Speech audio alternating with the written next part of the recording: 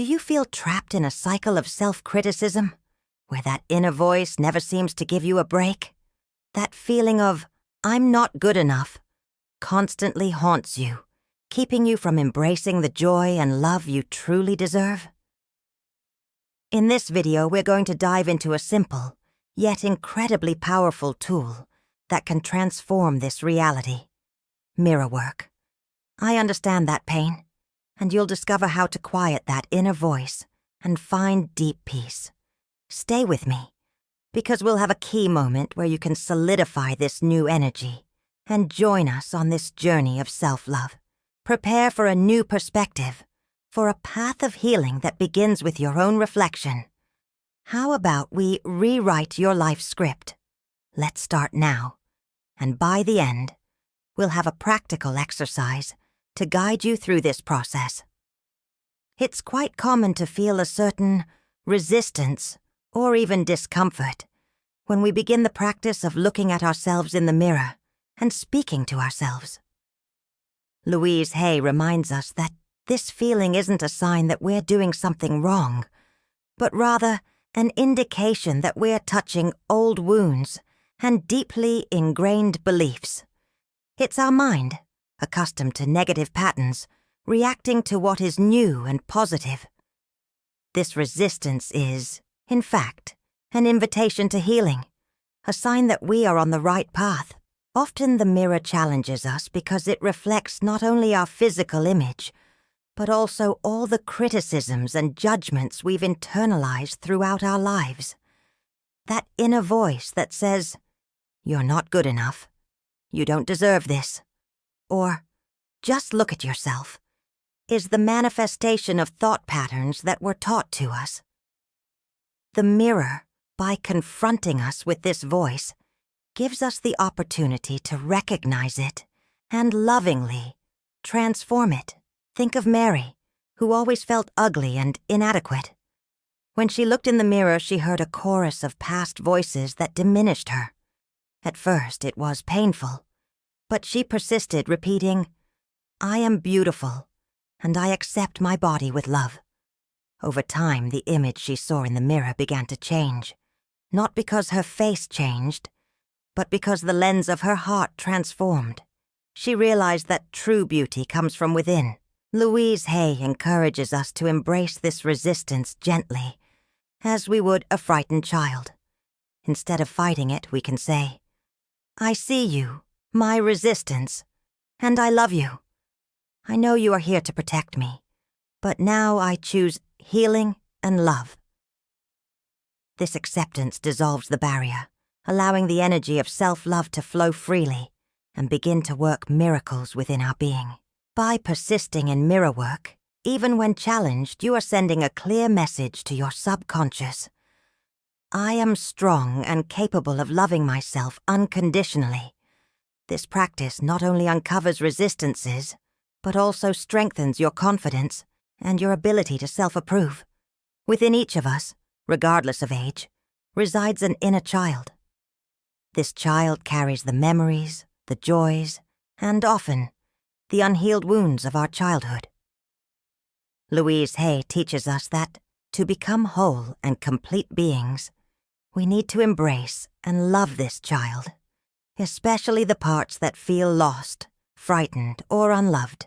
The mirror becomes a powerful tool for this reunion and healing. When we look at ourselves in the mirror with the intention of connecting with our inner child, we are opening a direct channel of communication with the experiences that shaped our deepest beliefs. Feelings of sadness, anger, or abandonment may arise.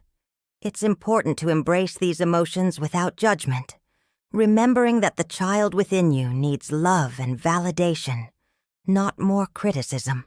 Think of John, who always felt invisible.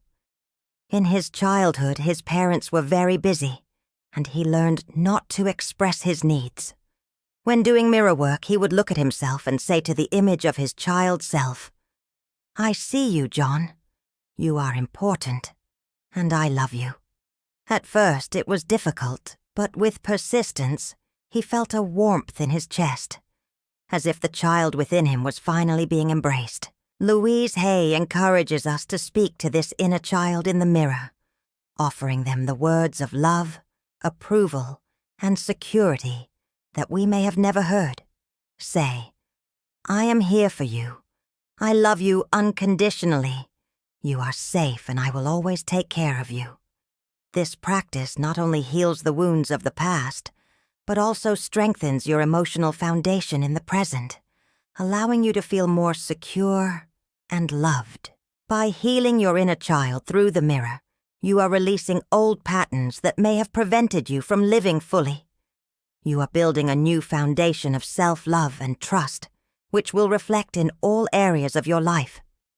This deep connection with your purest essence is a vital step towards freedom and the manifestation of a life full of joy and deservingness. If this insight resonated with you, please subscribe to the channel, hit the like button, and share this video with someone who also needs to hear this message of love. And tell me in the comments, what was the biggest discovery you've ever made about your inner child? Forgiveness is one of the most powerful keys to our freedom. Louise Hay teaches us that holding on to resentment is like taking a daily dose of poison, which prevents us from living fully and attracting good into our lives. The mirror, in this context, becomes an incredible catalyst for the process of forgiveness, both for others and for ourselves. It is a safe space where we can release the hurts that bind us to the past. Many of us carry the weight of past situations, unspoken words and pains that seem unforgivable. The idea of forgiving can feel like an immense challenge, especially when we believe the other person doesn't deserve our forgiveness. However, Louise Hay reminds us that forgiveness is not about the other person. It is about us. It is an act of self-love that frees us from the prison of resentment. Think of Susan, who held a deep grudge against her mother for old criticisms.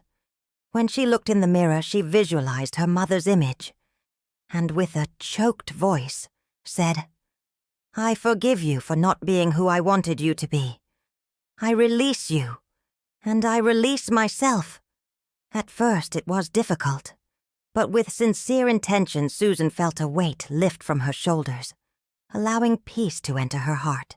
The mirror offers us an intimate space to express everything we need to say, without fear of judgment or retaliation. We can speak to the person who hurt us with the intention of releasing the pain, and then, with the same intensity, forgive ourselves for any guilt we carry. Louise Hay encourages us to say, I forgive myself for everything I have done or failed to do. I am worthy of love and forgiveness. By practicing forgiveness in the mirror, you are clearing the ground of your heart, making space for new experiences and for the flow of abundance. It is an act of courage and love that transforms stagnant energy into freedom and lightness. Mirror work is not just about self-love and forgiveness. It is a vibrant tool for manifesting a full life in all the areas you desire. Louise Hay taught us that our thoughts and beliefs are the architects of our reality. By using the mirror to infuse positive affirmations about health, prosperity, and relationships, we are activating the creative power of the universe to co-create the life of our dreams. When we talk about health, for example, Louise Hay always emphasized that our body is a direct reflection of our thoughts.